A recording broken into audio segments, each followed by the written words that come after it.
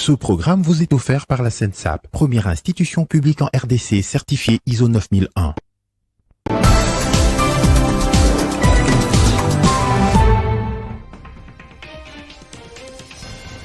L'ancien président de la Cour constitutionnelle, Benoît Luamba, est décédé depuis hier en Belgique à l'âge de 77 ans. Jusque-là, la cause de sa mort n'a pas été communiquée.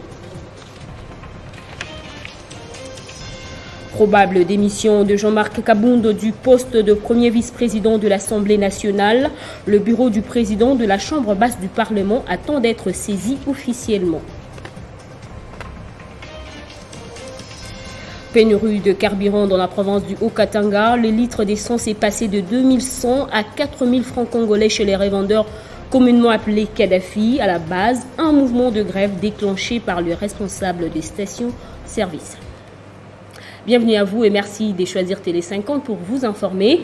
Ouvrons ce journal avec cette nouvelle de la disparition de Benoît Luamba Bindou, ancien président de la Cour constitutionnelle et ancien président de la Cour suprême de justice depuis hier en Belgique à l'âge de 77 ans. Jusque-là, la cause du décès n'a pas été communiquée. Luamba avait démissionné de la Haute Cour en juillet 2020, poste qu'il avait occupé depuis 2014. C'est à l'âge de 77 ans qu'il tire sa révérence. Il avait été la pièce importante, aussi pas la première, de laquelle est venue la décadence de la coalition FCC-CACH. Son choix de rendre son tablier en tant que président de la Cour a bouleversé la donne politique à son époque et a permis à Félix Tshisekedi de prendre les dessus sur ses alliés. Benoît Luamba est depuis lors au crochet du pouvoir en place qui avait assuré son déplacement en Belgique, lieu qu'il avait choisi pour suivre des soins de santé et duquel il est décédé lundi dernier. Ancien directeur de cabinet du conseiller spécial de Joseph Kabila en matière de sécurité, Benoît Luamba a été président à la Cour suprême de justice avant d'être investi en 2015 à la tête de la Cour constitutionnelle et du Conseil supérieur de la magistrature. Il a le privilège d'avoir été témoin de la proclamation de la victoire du président Kabila en 2006 et celle de l'actuel président Félix Tshisekedi. Les circonstances de sa démission sont restées floues jusqu'à ce jour. L'homme avait avancé comme argument le poids de son âge, 75 ans à l'époque. Toutefois, plusieurs s'étaient interrogés si ce dernier n'avait pas été poussé à la démission. Benoît Luamba était visé aussi par des sanctions américaine depuis 2019. Et après la démission annoncée de Jean-Marc Kabound du poste de premier vice-président de l'Assemblée nationale, les présidents de groupes parlementaires de l'Union sacrée ont pris position. Ces derniers ont réitéré leur soutien au président de la République. Selon certaines sources à la Chambre basse du Parlement, Jean-Marc Kabound pourra déposer sa lettre de démission incessamment au bureau de Christophe Mbosso. Les présidents des groupes parlementaires membres de l'Union sacrée tournent le dos à Jean-Marc Kabound qui a annoncé sa démission de son poste de premier vice-président de l'Assemblée nationale à la suite des altercations entre sa garde rapprochée et quelques éléments de la garde républicaine. Ces députés nationaux réaffirment leur loyauté au chef de l'État, Félix-Antoine Tshisekedi Tshilombo, seul chef et visionnaire de l'Union sacrée. Ils ont fait cette déclaration devant la salle des banquets du Palais du Peuple. Son Excellence, Monsieur le Président de la République, chef de l'État, Félix-Antoine Tshisekedi Tshilombo, pour la tournée qu'il a amorcée dans le Congo profond, notamment dans le Kivu, l'Ituri et le Grand Kasaï, en vue de palper du doigt les besoins socio-économiques du peuple congolais, notre peuple. Nous réaffirmons, au nom de tous les députés nationaux, membres de l'Union sacrée de la nation, notre fidélité, notre loyauté et notre attachement sans faille à l'auguste personne de son Excellence, Monsieur le Président de la République, chef de l'État, Félix-Antoine Tshisekedi Tshilombo. Les députés nationaux réitèrent leur soutien indéfectible à toutes les institutions de la République, en commençant par l'institution président de la République. Pour clore leur message, ces élus du peuple déclarent solennellement leur soutien aux forces armées de la République démocratique du Congo à la police nationale congolaise qui assure au quotidien l'intégrité territoriale, la sécurité et l'ordre public sous l'étendue du territoire national au prix des sacrifices suprêmes. Par cette déclaration, l'on s'achemine probablement vers la fin du feuilleton Jean-Marc Kabound à Kabound. En sécurité, longtemps recherché par la justice, David Ndaye, un ex-chef de la milice Kamwina Nsapu, au Kasaï central, a été finalement arrêté par les forces armées de la République démocratique du Congo. D'après un membre de la société civile qui a assisté à la scène, c'est dans le territoire de Dibaya que ce ex-chef de milice connu sous le nom de Nsabanga a été appréhendé malgré l'opposition de ses gardes du corps. L'homme était condamné par la justice pour meurtre de 3 personnes. Restons dans ce secteur pour parler des opérations militaires contre le milicien Codeco qui porte déjà ses fruits en Ituri. La vie reprend petit à petit à Lupa et environ dans la chefferie de Baemba Bagouro, à plus de 30 km au nord de Bunia, dans le territoire de Djougou. C'est un constat de la presse militaire. Si ailleurs, les forces armées mènent des opérations de neutralisation des groupes armés, notamment dans les secteurs de Walendu Tati et Piti en territoire d'Ndjougou, en chefferie de Baema Bagoro Spanda, c'est la paix, la stabilité et la tranquillité de la population. Constat fait par le lieutenant Gilles Ngongo, porte-parole des opérations militaires à Nitori, en visite de presse dans cette partie de la province. Témoignage des habitants. Le calme règne ce jour à Lopa. Nous disons merci pour ça. Mais quel État mette fin à cet embêtement de la milice Codeco? Nous souffrons. Il est noté les retours de la population, reprise des activités socio-économiques ainsi que la cohabitation pacifique entre les forces armées et la population, affirme M. Jean-Baptiste, un habitat du milieu. Tout est calme, les gens vont aisément au champ, les jeunes vont à la carrière, les jeunes vont à la carrière, les enfants étudient aisément, ça va. À en croire lieutenant Gilles Ngongo, au regard des résultats observés sur terrain, les forces armées sont à la phase de normalisation de la situation sécuritaire. Telle est la volonté du chef de l'État Félix Tshisekedi, a dit le porte-parole de l'armée à Nitori. Après la maîtrise de la violence, après la stabilisation, nous voici en territoire de Djougou, à l'ère de la normalisation. C'est ça le fait final recherché dans les opérations militaires à cette période d'état du siège. Cette stabilité est également observée dans une grande partie du territoire de Romou, notamment à Komanda, où la vie reprend normalement. Dans la province du Haut-Katanga, la police a dispersé à coups de gaz lacrymogènes la marche de l'Alliance des forces pour le bien-être des Congolais de Nenankoulou et toute la communauté katangaise pour exiger la libération du pasteur Daniel Ngoï Mulunda, emprisonné il y a plus d'une année. Les organisateurs de cette manifestation dénoncent la violation des libertés fondamentales et des droits de l'homme, et plusieurs personnalités politiques ont fustigé ce acte, notamment Moïse Ketumbi, qui condamne l'usage disproportionné de la force et le recours à la violence pour réprimer la manifestation pacifique. En société, le litre d'essence est passé de 2100 à 4000 francs congolais chez le revendeur, communément appelé Kadhafi depuis la semaine dernière à Lubumbashi. À la base, plusieurs stations-service sont fermées selon les sources sur place dans la province du Haut-Katanga. Cette situation fait suite à un mouvement de grève déclenché il y a une semaine pour que le gouvernement puisse revoir la situation de prix dans la zone sud.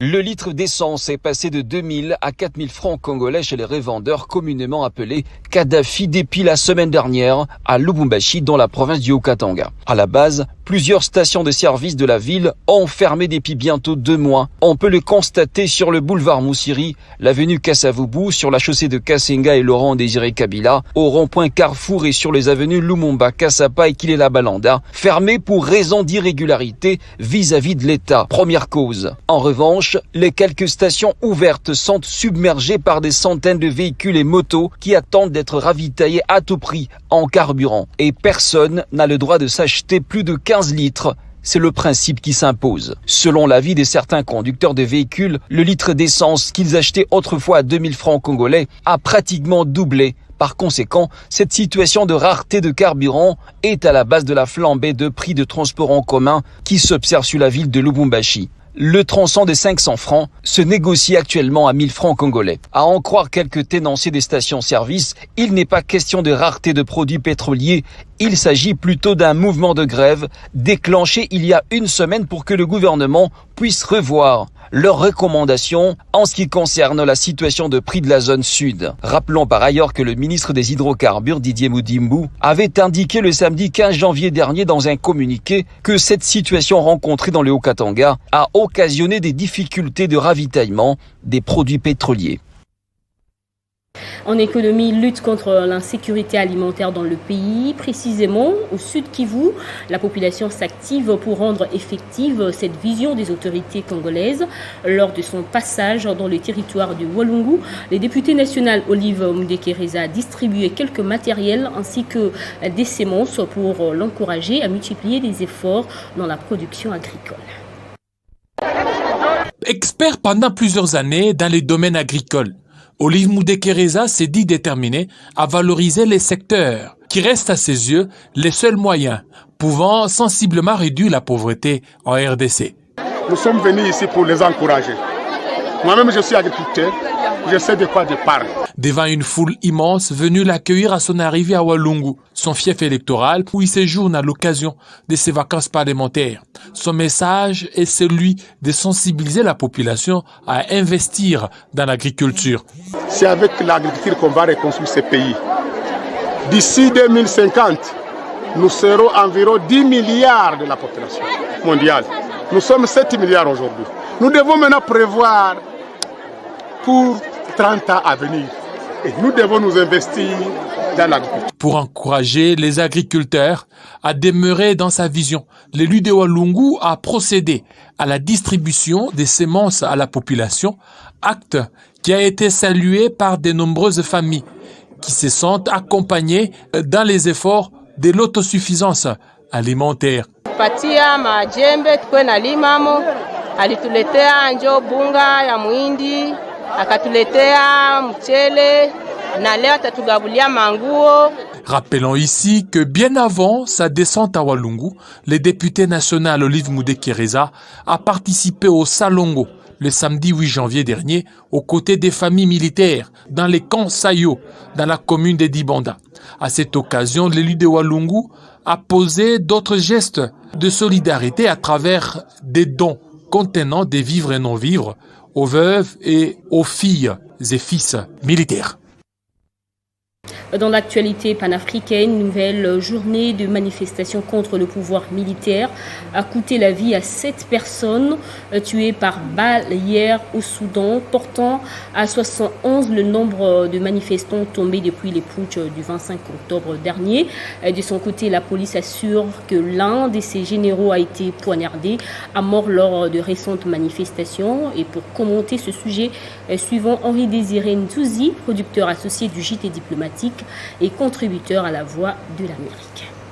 S'agissant de la situation au Soudan, force est de remarquer, en tout cas, ou de relever que depuis le 25 octobre dernier, le Soudan évolue, mais véritablement au rythme d'une contestation populaire d'envergure qui rejette, et c'est le moins qu'on puisse dire, les mesures qui ont été prises par le Conseil militaire avec Al-Bourhan à sa tête, mais surtout, très important, pour rejeter encore plus en fait tout rapprochement éventuel entre les politiques et les militaires. C'est une des raisons d'ailleurs pour lesquelles Abdallah Hamdok s'est rebiffé d'une certaine manière après avoir signé le 21 novembre dernier un accord avec la junte militaire, mais très vite perçu comme une marionnette. Et quand vous savez, dans le même temps, que c'est la jeunesse qui compose, j'allais dire, le gros des manifestants et que c'est leur avenir qui en dépend, vous avez une idée sur la détermination de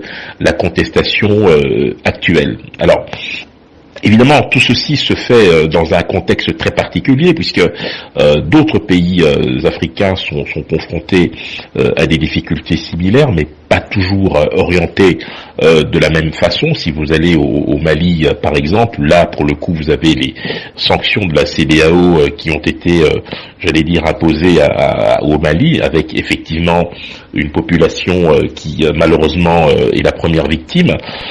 Quant à la Guinée, vous avez un pouvoir qui essaie de ménager la communauté internationale en évitant de commettre des impairs, mais qui se contente simplement de rester, j'allais dire, dans les clous, tout en étant, malheureusement, on le sait, exclu de la CEDEAO, au même titre que le Mali.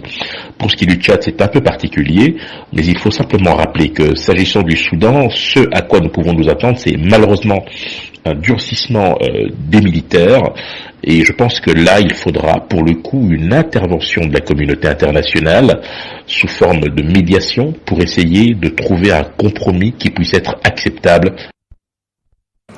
En sport, on commence avec la Coupe d'Afrique des Nations. La 3e journée va se poursuivre ce mardi avec 4 rencontres. Le Sénégal et la Guinée vont tenter de valider leur ticket pour le 8e de finale en affrontant respectivement le Malawi et le Zimbabwe à 17h. Dans le groupe C, le Gabon soit le Ghana sera en 8e de finale ce soir à l'issue de cette dernière journée. Hier, le Burkina Faso a validé son ticket pour le prochain tour, bien qu'accroché par les Cap Verts. Bien que secoués par les antilopes d'Éthiopie à Boufassam, les étalons du Burkina Faso retrouvent les 8e de finale en terminant 2e du groupe A. Finiront par obtenir un penalty à la 52e minute, penalty transformé par Guétané Kébédé.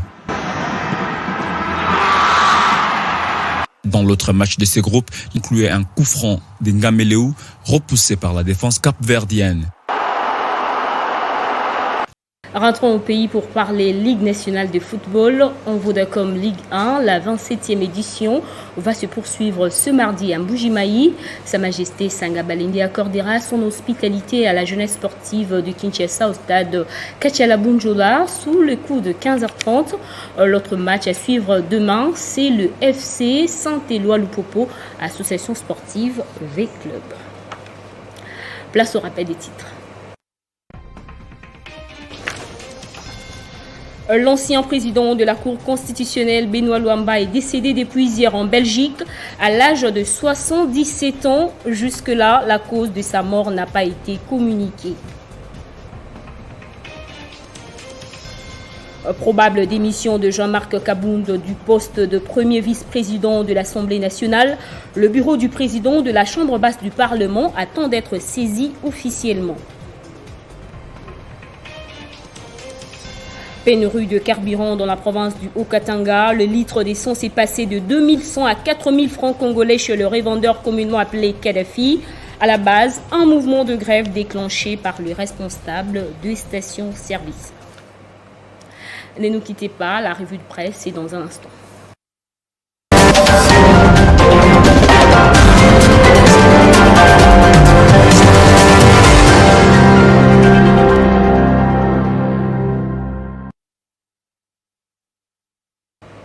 Jenny Kayembe nous rejoint sur l'autre côté du studio pour cette revue. Bienvenue.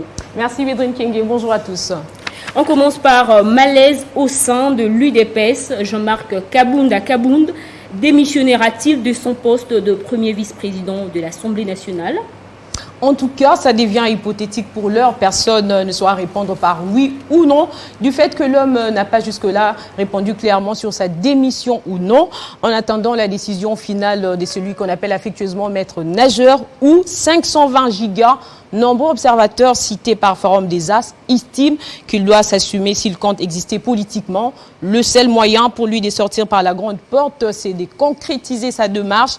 Entre-temps, Africa News Media RDC a, via son compte en Twitter, confirmé que le président Haï du parti au pouvoir ne reviendra pas sur sa décision ce mardi, sauf changement de dernière minute. Il va déposer sa lettre de démission au bureau de l'Assemblée nationale. Abordant dans le même sens, okapinews.net renseigne que les présidents de groupes parlementaires membres de l'Union sacrée de la Nation ont désavoué Jean-Marc Kabound dans une déclaration faite hier au Palais du Peuple. Ils ont par ailleurs assuré les chefs de l'État que l'Union sacrée reste unie et indivisible. En tout cas, les présidents de groupes parlementaires se sont clairement positionnés, ajoute Forum des As. C'est un tournant décisif pour Jean-Marc Kabounda Kabounda, cité par la Prospérité. Ce dernier a pu faire preuve de courage à 2 reprises, d'abord sous l'ère Mabunda et puis sous Christophe Mbosonkodia. Jenny, à la une également de votre revue de presse, après son passage à la tête de l'Union africaine, Félix Tshisekedi prend ses nouvelles fonctions à la tête de la CEAC ce mercredi. Exactement, la cérémonie va se dérouler à Kintele au Congo-Brazzaville, dans la salle de conférence des présidents demain, rapporte le quotidien.cd.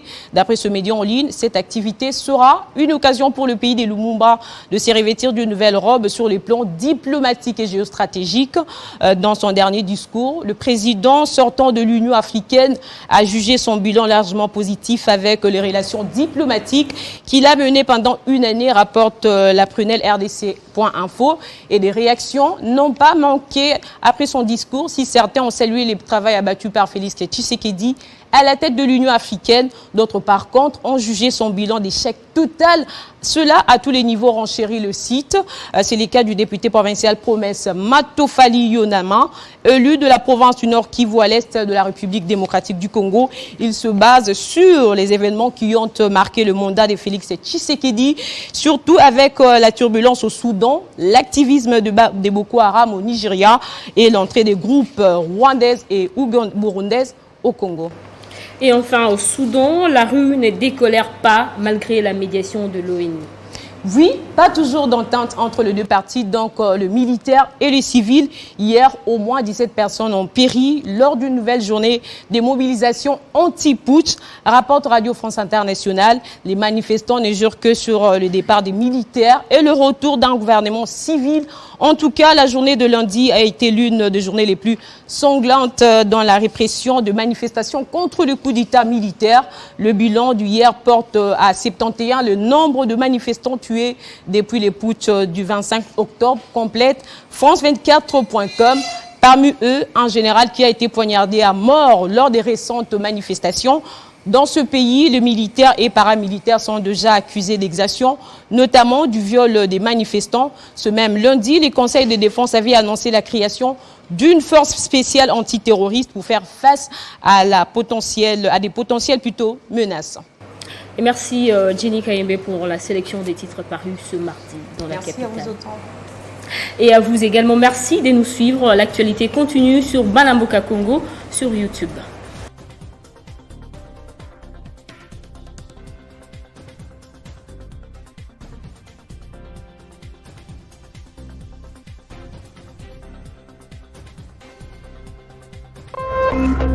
Téléchargez les infos Télé 50 sur www.télé50.cd. Ce programme vous a été offert par la SENSAP, première institution publique en RDC certifiée ISO 9001.